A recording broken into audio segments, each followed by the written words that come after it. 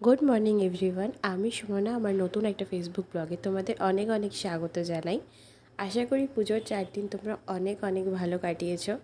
তো আমারও বেশ ভালোই কেটেছে। তো আজকে হচ্ছে দশমীর সকাল।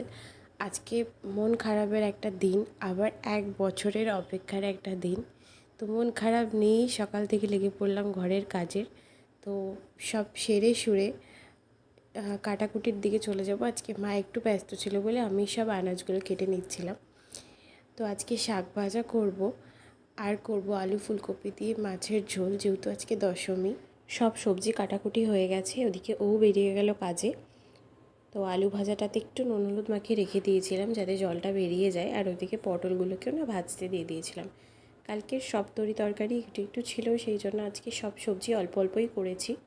তো কাল সারা রাত বৃষ্টি হয়েছে, আবার আজকে সকাল থেকেও বৃষ্টি পড়ছে। তো এইভাবেই সকালটা শেষ করে খেয়ে দিয়ে একটু রেস্ট নিয়ে বিকেলে আবার বেরিয়ে পড়েছিলাম সবাই মিলে রেডি হয়ে মিউনিসিপ্যালিটির মোড়ে।